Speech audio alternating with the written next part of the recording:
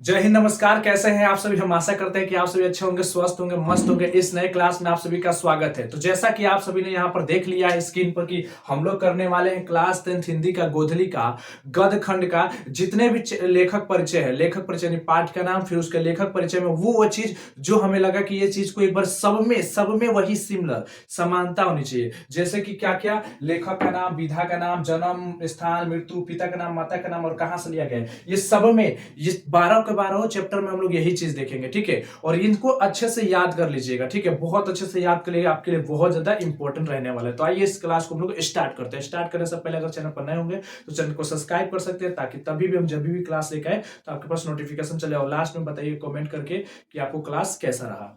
चलिए पहले हम लोग देखेंगे गद्यखंड। गद्यखंड, ठीक है, और गद्यखंड का सबसे पहला नंबर चैप्टर, सबसे पहला नंबर पॉइंट हमने लिखा है यहाँ पर। क्या? पहला चैप्टर का नाम है श्रम विभाजन और जाति प्रथा। यहां से याद रखिएगा कि ये यहां से कम आपको ये जितना भी दिया गया टॉपिक, यहां से सबसे प्रश्न पूछे जाने की संभावना रहती है। सब टॉपिक से जितने भी यहाँ पर टॉपिक मैंने दिया है, इन सभी टॉपिक से प्रश्न पूछे जाने की संभावना रहती है एक एक नंबर में। ठीक है, तो उन सभी टॉपिक को हम लेकर आ गए इसमें से। ठीक है, चलिए तो सबसे पहले यहाँ पर ध्यान दीजिएगा, लेखक विभाजन और श्रम विभाजन और जाति प्रथा। ठीक है, तो पहला चैप्टर आपसे पूछा जाएगा कि पहले पार्ट का अध्याय का नाम क्या था? श्रम विभाजन और जाति प्रथा। अब इसके लेखक का नाम क्या है? अब इसका चलिए सबसे पहले एक नंबर लेखक जानते हैं। लेखक का नाम क्या होगा? भीमराव अंबेडकर। लेखक का नाम क्या होगा? भीमराव अंबेडकर। ठीक है, फिर इसकी विधा क्या है? विधा का मतलब होता है वो लेखक या कवि अपने मन या भाव के विचारों को जिस रूप में व्यक्त करते हैं या व्यक्त करने की कोशिश करते हैं, उसी को हम लोग क्या कहते हैं? विधा कहते हैं। तो विधा कैसी रहेगी? निबंध। तो देखिए एक नंबर यहां से बना, एक नंबर आपका यहां से बना और एक नंबर आपका यहां से बन रहा है। देख लीजिए, पूछा जाएगा कि श्रम विभाजन जाति प्रथा के लेखक का नाम क्या है? तो भीमराव अंबेडकर। और वही पूछेंगे भीमराव अंबेडकर किस पाठ के लेखक है, किस पाठ के लेखक माने जाते हैं? तो श्रम विभाजन और जाति प्रथा। तो दो क्वेश्चन यहां से किया गया। ठीक है, अब आइए अगर अब ये एक निबंध हो गया कि श्रम विभाजन और जाति प्रथा जो है कौन सी विधा है, तो याद रखिए एक तरह का निबंध है। ठीक है, तो ये हो गए तीन। अब आइए उनका देखते हैं यहाँ पर चौथा नंबर जन्म। अब याद रखिएगा जन्म, जन्म को भी याद रखिएगा, जन्म से भी एक नंबर का क्वेश्चन बनता है। तो 14 अप्रैल 1891 एक नंबर यहां से बनेगा। ठीक है, उनके बाद उनका स्थान, मतलब किस स्थान पर हुआ था, इससे भी प्रश्न पूछता है। तो लिखिएगा मऊ मध्य प्रदेश। कहाँ? मऊ मध्य प्रदेश में। तो आपसे यहाँ से दो क्वेश्चन यहाँ से बन सकता है। यहाँ से जो है दो क्वेश्चन आप लोग से पूछा जा सकता है। पहला क्वेश्चन के स्थान पूछेगा तो बता दीजिएगा मऊ मध्य प्रदेश। लेकिन अगर सिर्फ खाली पूछ दिया कि किस राज्य में हुआ था, तो बताना होगा मध्य प्रदेश। वहां पर चार ऑप्शन रहेंगे जिनमें से आपको बताना होगा मध्य प्रदेश। तो यहां से भी समझिए दो प्रश्न बन गए, एक मऊ एक मध्य प्रदेश। ठीक है, अब आइए आगे बढ़ते हैं मृत्यु। यहाँ जो मृत्यु दिया गया है, यहां से भी प्रश्न बनता है। यहां से ध्यान दीजिएगा, दिसंबर 1956 में दिल्ली में हुआ था। कहां हुआ था? दिसंबर 1956। यहां से भी एक नंबर का समझिए कि रहता है, एक नंबर कम से कम यहां से भी प्रश्न रहता है, याद रखेंगे। ठीक है, अब आइए आगे चलते हैं इनके पिताजी के बारे में। तो रामजी मौलाजी सकपाल, उनके पिताजी की अगर बात करते हैं तो क्या नाम है? रामजी मौलाजी सकपाल। हालांकि ये अपने से इधर किताब में नहीं दिया गया है, बट बाई चांस मुझे लगा कि बाबा साहब भीमराव अम्बेडकर भारत के जो संविधान करता है, तो इनके पिताजी का नाम रहना चाहिए कहीं ना कहीं से, क्योंकि बाई चांस अगर पूछ दिया, लेकिन हालांकि ऐसा तो कोई पैटर्न नहीं, लेकिन यहाँ पर डाल दिया। ठीक है, माता जी का भी नाम भीमाबाई सकपाल। माता जी का भी नाम क्या होगा यहाँ पर? भीमाबाई सकपाल हो जाएगा। ठीक है, क्या नाम हो जाएगा? भीमाबाई सकपाल हो जाएगा। फिर यहाँ पर कहां से लिया गया है, ये जो लाइन मैंने लिखा है, ये हर एक चैप्टर में, अब सेम सब चैप्टर में यही चीज। बाकी आप बोलेंगे और भी तो है, उसकी कृति बताए, उसकी रचना नहीं लिखे, उसके कौन कौन से प्रेरक थे वो नहीं बताए, तो मैं उन चीजों को नहीं लिया हूं। मैं उन चीजों को कॉमन किया हूं जो सब में मिल जाए मुझे। मतलब मैंने वैसे क्वेश्चन को टच किया है जो सभी 12 के 12 चैप्टर में सिमिलरिटी जैसा मैच करे। ठीक है, मतलब समानता। सब में लेखक के माता पिता का नाम लिखने को होता है, सब में लेखक का जन्म होता है, सब में लेखक का मृत्यु होता है। ठीक है, कहाँ से लिया गया ये भी देखने को मिलता है। ठीक है, कौन से स्थान पर जन्म, कौन से विधा है, लेख पाठ का नाम, तो ये सब में सिमिलरिटी, और इन सभी चीजों को एक बार जरूर आपको याद करना चाहिए। ठीक है, तो आइए समझेंगे यहाँ पर कहाँ से जो है लिया गया है। तो याद रखिएगा ये जो कहाँ से लिया गया, तो याद रखिएगा, पूछा लिख दीजिएगा, एनहिलेशन ऑफ कास्ट का हिंदी रूपांतरण, जाति भेद का उच्छेद से। देखिए अगर आपसे पूछा जाएगा कि ये जो जाति प्रथा, संविभाजन जाति प्रथा है, ये कहां से लिया गया है, तो अगर ये ऑप्शन में ये रहेगा तो ये टिक मार दीजिएगा। अगर ऑप्शन में वो ना रह करके ये रहता है तो ये टिक मार दीजिए, क्योंकि इसका हिंदी ललन सिंह जो इसका 1 नंबर, यहाँ से भी 1 नंबर, यहाँ से भी 1 नंबर, यहाँ से भी 1 नंबर, यहाँ से भी 1 नंबर, मतलब कम से कम आपको 9 नंबर तक का हम कम से 9 से 10 नंबर आपको यहाँ पर हम दे रहे हैं। ठीक है, हर एक चैप्टर का 9 से 10 नंबर लेखक से। अब जरूरी नहीं कि सब पोर्शन पूछा जाएगा आपसे, ठीक है, लेकिन 9 से 10 नंबर जो है ये बहुत ही इंपॉर्टेंट माने जाते हैं और बहुत ही सिमिलरिटी है। ठीक है, चलिए अब दूसरा चैप्टर का नाम आप लोग भली भांति जानते हैं, आप अच्छे से जानते हैं जी, अच्छे से जानते हैं। क्या नाम है? दूसरा चैप्टर का नाम है विष के दांत। दूसरे चैप्टर का नाम क्या है? विष के दांत। और इसके जो लेखक हो जाएंगे, कौन हो जाएगा? नलिन विलोचन शर्मा। कौन है इसके लेखक? नलिन विलोचन शर्मा। यहां से भी 1 नंबर पूछ सकता है कि इसके लेखक कौन है, तो नलिन विलोचन शर्मा। नलिन विलोचन शर्मा किस पाठ के लेखक है? तो विष के दांत के। तो क्वेश्चन घुमा करके भी पूछा जा सकता है आपसे, याद रखिएगा। ठीक है, फिर उसके बाद से विधा कौन सी है? तो याद रखिए कहानी। किस मैंने ये चीज लिखा है, तो इसका मतलब कि इस तरह के प्रश्नों को कम से कम 8-9 पॉइंट जो बन रहे हैं, इनको किसी भी हाल में आपको छोड़ना नहीं है। इन 8-9 पॉइंट को आपको याद करके जाना है। ठीक है, किसी भी हाल में। फिर उनका जन्म, फिर जन्म क्या होगा? 18 फरवरी 1916। कब हुआ था? 18 फरवरी 1916 में। ठीक है, अब उनका जन्म स्थान कहाँ, किस स्थान पर जन्म हुआ था? तो बदरघाट पटना में। पटना के जो स्थान था बदरघाट, वहीं पर उनका जन्म हुआ, मृत्यु भी उन्हीं पर हुआ है। ठीक है, तो याद रखिए क्या हो जाएगा? मृत्यु कब हुआ है? तो 12 सितंबर 1961 ईस्वी में पटना में ही उनका मृत्यु हो गया था, याद रखेंगे। ठीक है, अब आइए उनका देखते हैं कि पिताजी का नाम। देखिए यहाँ पर जो है ना, पिताजी का नाम याद रखिए क्या हो जाएगा? महा उपाध्याय पंडित रमावतार शर्मा। क्या हो जाएगा? महा उपाध्याय पंडित रमावतार शर्मा। इसको याद रखिएगा, एग्जाम में पूछा जा सकता है कि नलिन विलोचन शर्मा जी के पिताजी का नाम क्या है, या पूछा जा सकता है कि विष के दांत के लेखक के पिताजी का नाम क्या है। आपसे क्वेश्चन घुमा करके भी पूछा जा सकता है। आपको दो एक टाइप से क्वेश्चन होगा। अगर आपको अगर पूछेगा कि विष के दांत के लेखक के पिताजी का नाम क्या है, तो अगर आपको नलिन विलोचन शर्मा नहीं पता होगा तो पहले ही आपका दिमाग हट जाएगा, फिर आपको नहीं समझ आएगा कि इसका आंसर क्या होगा। लेकिन अगर आपको पता होगा विष के दांत के लेखक कौन है, और नलिन विलोचन शर्मा, और आपको पता है नलिन विलोचन शर्मा जी के पिताजी का नाम क्या है? महाउपाध्याय पंडित रामावतार शर्मा।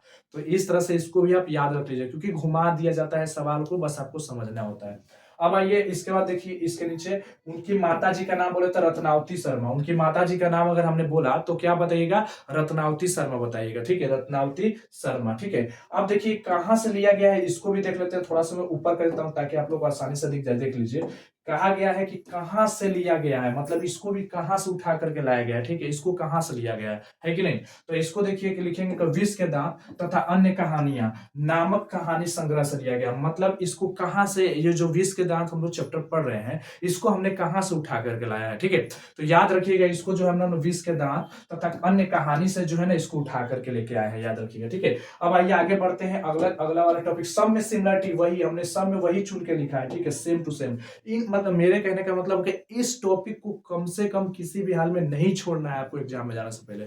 इन सभी टॉपिक पर आपको कम से कम याद होना चाहिए, याद रखिएगा। ठीक है, और मैं भारत से हम क्या सीखे, ठीक है, भारत से हम क्या सीखे। देखिए इसमें भी क्या है, तो चैप्टर का नाम है, उसके लेखक का नाम क्या हो जाएगा? Frederick Max Muller. इसे आप याद रखिएगा। ठीक है, अब ये कौन सी विधा है, तो ये भी याद रखिएगा। भाषण एक तरह का क्या है हम लोग का? भाषण है। इसमें जो है मैक्स मुलर साहब जो अपने जहां पर विदेश से वहां पर जाकर के रानी के सामने भारत की बहुत बड़ी प्रशंसा की थी, वहां पर भाषण दिया था। उसका से जन्म क्या होगा? 6 दिसंबर 1823। इसको भी याद रखिएगा। ठीक है, उसके बाद से स्थान कहाँ हुआ था? तो डेसाउ शहर जर्मनी में। डेसाउ नाम का शहर था जर्मनी में, वहां पर इनका जन्म हुआ था। इसको याद रखना है किसी भी हाल में। ठीक है, आगे बढ़ते हैं। मृत्यु 28 अक्टूबर 1900 ईस्वी में। और इनकी मृत्यु कब हुई है? 28 अक्टूबर 1900 ईस्वी में। ठीक है, और पिताजी का नाम विल्हेम्स मुलर। इनके पिताजी का नाम विल्हेम्स मुलर, याद रखिएगा। हालांकि नहीं पूछ सकता, लेकिन मैंने इसको लिख दिया है, विल्हेम्स मुलर, याद रखिएगा। माता जी का नाम यहाँ पे याद करने की जरूरत नहीं है, माता जी का नाम भी नहीं पूछेगा आपसे। ठीक है, तो इसलिए हमने उसको खाली छोड़ दिया है। ठीक है, जो चीज मुझे लगता है कि नहीं कुछ ऐड करेगा उसको मैंने हटा दिया। आपको माता जी का नाम नहीं पूछेगा आपसे, तो इसमें चिंता मत कीजिएगा। फिर कहां से लिया गया ये भी इसमें नहीं ऐड किया जाएगा, तो ये भी मत ध्यान रखिएगा। ठीक है, ये तो उनका भाषण था। चलिए, तो इसको हटाते हैं। अब अगला यहाँ पर चौथा नंबर देखिए क्या कहता है। चौथा नंबर कहता है चैप्टर का नाम, नाखून क्यों बढ़ते हैं। चौथा नंबर चैप्टर है नाखून क्यों बढ़ते हैं। अब आइए नाखून क्यों बढ़ते हैं, इसको ध्यान से देखते हैं। देखिए लेखक ठीक है, हजारी प्रसाद द्विवेदी। ठीक है, लेखक का नाम क्या है? हजारी प्रसाद द्विवेदी। ठीक है, और यहाँ पे याद रखिएगा विधा की बात करते हैं तो ललित निबंध है। ये क्या हम लोग का एक ललित निबंध है, याद रखिएगा। ठीक है, उसके बाद से याद रखिएगा इनका जन्म जो है 1907 ईस्वी में। कब हुआ है? 1907 ईस्वी में, याद रखिएगा। फिर स्थान की बात करें तो लिखिएगा आरत दुबे का छपरा, बलिया उत्तर प्रदेश। कहाँ हुआ है? आरत दुबे का छपरा, बलिया उत्तर प्रदेश में इनका जो है जन्म हुआ था। फिर याद रखिएगा इनका मृत्यु कब हुआ था? तो 1979 को ईस्वी को कहाँ हुआ था? नासिक को दिल्ली में हुआ था। कहाँ हुआ है? दिल्ली में हुआ था। ठीक है, पिताजी का नाम नहीं पूछेगा, लेकिन मैंने इसको गूगल सर्च करके लिख दिया है। ठीक है, बाई चांस मुझे नहीं लिखना चाहिए तो मैंने लिख दिया है। अब मैं इसको काट नहीं सकता था। आप इसको याद नहीं भी करेंगे तो कोई दिक्कत नहीं, कोई मैंने यहाँ पर उनके माता पिता का नाम नहीं पूछा जाएगा। हालांकि मैंने लिख दिया था, फिर मुझे एहसास हुआ नहीं, माता पिता का नाम तो दिया ही नहीं है इस किताब में, तो पूछेगा काहे का? नहीं पूछेगा। तो इसलिए इनके माता पिता का नाम याद करने की कोई जरूरत नहीं है। लेकिन आप देख सकते हैं नॉलेज के लिए कि पंडित अनमोल द्विवेदी और ज्योतिषमती द्विवेदी, ये नहीं पूछेगा। आप इसको याद भी मत कीजिएगा, इग्नोर कर दीजिएगा। लिख दिया इसलिए नहीं काटे हम। अब आइए आगे चलते हैं, आगे देखते हैं इसमें। अब हम आगे इसमें देखते हैं क्या कह रहा है, कहां से लिया गया है। तो बोले ग्रंथावली से लिया गया। कहां से लिया गया? ग्रंथावली से लिया गया। ठीक है, चलिए आगे बढ़ते हैं। आगे बढ़ते हैं, ये जो अब आज 5 नंबर, 5वां चैप्टर क्या है हम लोग का?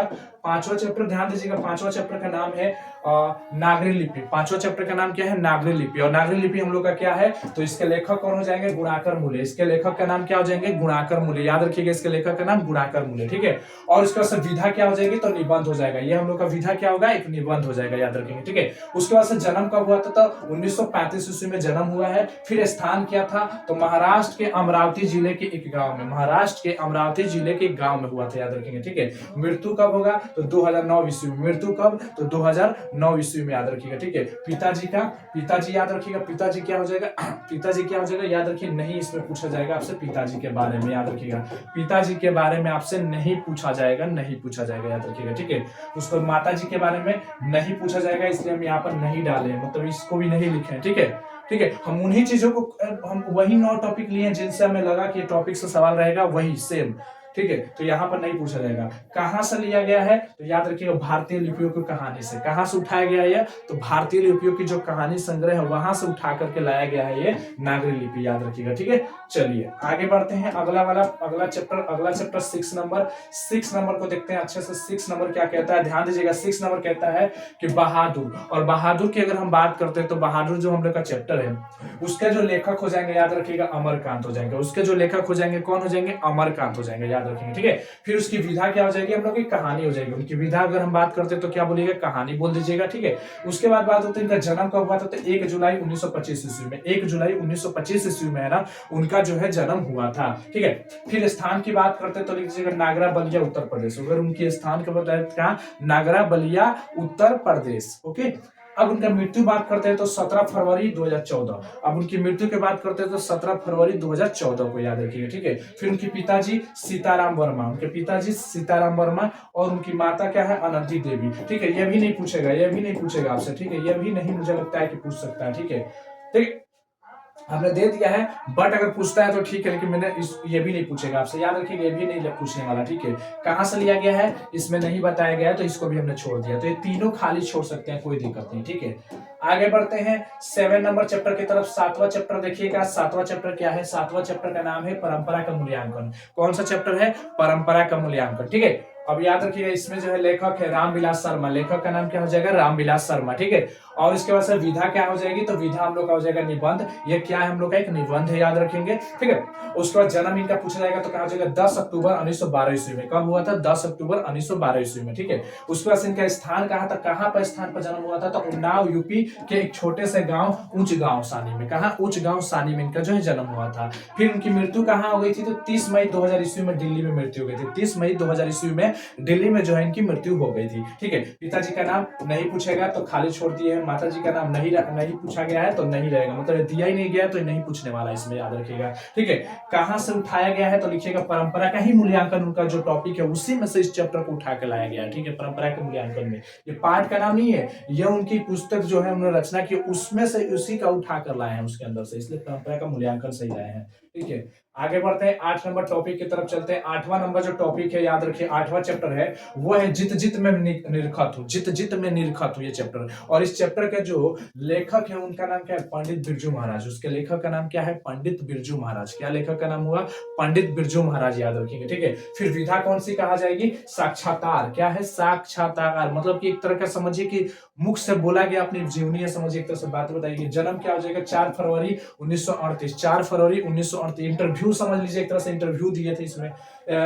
स्थान क्या होगा, लखनऊ के जफरीन अस्पताल में, यूपी में। इनका जन्म कहाँ हुआ था, तो लखनऊ के जफरीन नामक अस्पताल कहाँ पड़ता है, यूपी में पड़ता है, उत्तर प्रदेश में पड़ता है।